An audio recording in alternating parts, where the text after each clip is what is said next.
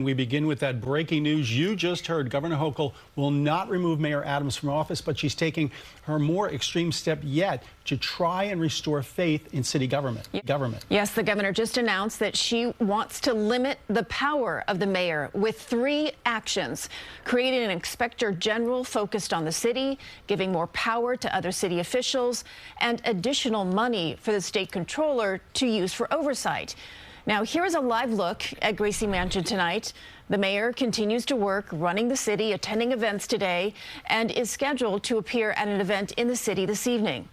Political reporter Marcia Kramer joins us to explain it all. Marcia, just explain it. Oh, my God, yes. So Governor Hochul is not removing Mayor Adams, at least for the time being, but she is putting in place a series of checks and balances that make it more difficult for the mayor to kowtow to the Trump administration or kill corruption probes by the Department of Investigation. She said she's doing this to move this city forward. I'm undertaking the implementation of certain guardrails that I believe are a first start in reestablishing trust for New York City residents, and ensure that all decisions out of City Hall are in the clear interests of the people of this city and not at the behest of the president. After calling the recent goings-on at City Hall troubling and meeting with political, religious, and community leaders, Governor Hochul has decided that the way to stabilize city government is to enact a series of checks on Mayor Adams' powers, actions that make it difficult for him to stop other city officials from suing the Trump administration and impossible for him to stop corruption investigations. At an unrelated press conference in the Bronx, the mayor's press team tried to shut down questions about the move. Just to be clear, again, if we do this one more time, we're just going to end the press conference. Any questions about the Bronx and the community link? But the threat didn't stop the questions. Are you concerned about any limits to your power would stop you from running the city like this? Thank you. Rather than respond, the mayor grabbed his iPad and walked out, giving reporters the same thumbs-up sign he used every time he's left federal court, including yesterday, where there was a hearing about whether he agreed to a quid pro quo to get the Trump administration to drop his corruption case. While the mayor and his lawyers insist there was no deal, 4 deputy mayors resigned, which was a key factor in getting the governor to decide to curtail his powers. The governor is creating a new inspector general for New York City, who will have the power to order the City Department of Investigation to begin criminal probes, modifying the city charter so the mayor can't fire the DOI commissioner without the IG's approval, giving the city council, the controller, and the public advocate the right to hire outside counsel to sue the Trump administration if the mayor's corporation counsel refuses, and giving the state controller more money to audit the city to root out corruption. New York is facing a grave threat from Washington. The Trump administration has said is already trying to use the legal jeopardy facing our mayor as leverage to squeeze and punish our city. The president's already trying to weaken our public transit system and undermine our state sovereignty. I call it the Trump revenge tour, and I have to stand in its way.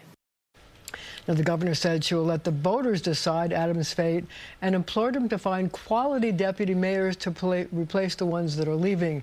And by the way, she said removing Adams is not off the table, depending on what happens. Meanwhile, City Controller Brad Lander said the best solution would have been for the mayor to resign and keep the 4 deputy mayors in place. But he said the new guardrails are, quote, useful to keep New York City moving forward in these precarious times.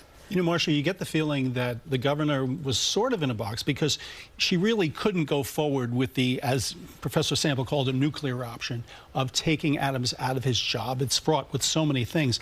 But on the other hand, is this going to be enough to a lot of people who might see it as window dressing? Okay, we're going to appoint this person. We're going to put the investigators in there. Is it enough? Are people still not going to trust what they feel is some sort of betrayal coming from Washington?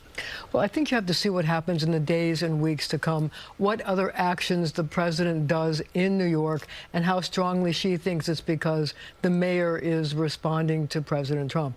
But also, she's taking a look at what's going to happen in the court, whether they decide to drop the charges or appoint a special prosecutor or any of the other options.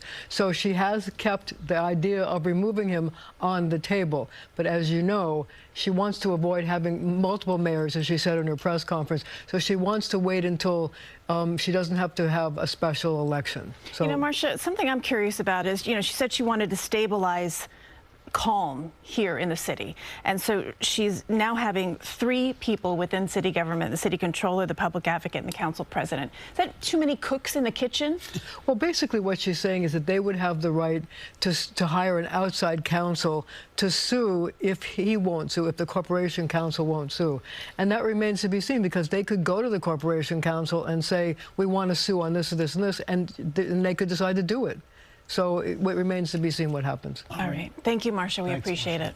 Some political experts say this specific type of a move on the mayor's power is a first. The only historical comparison is from the 1930s, 1932. Governor Franklin Delano Roosevelt was set to remove a mayor. Jimmy Walker's corruption. The governor at that time, Roosevelt, was about to remove him from office, and he appropriately resigned. I have never seen anything like this before. The mayoralty is in disarray.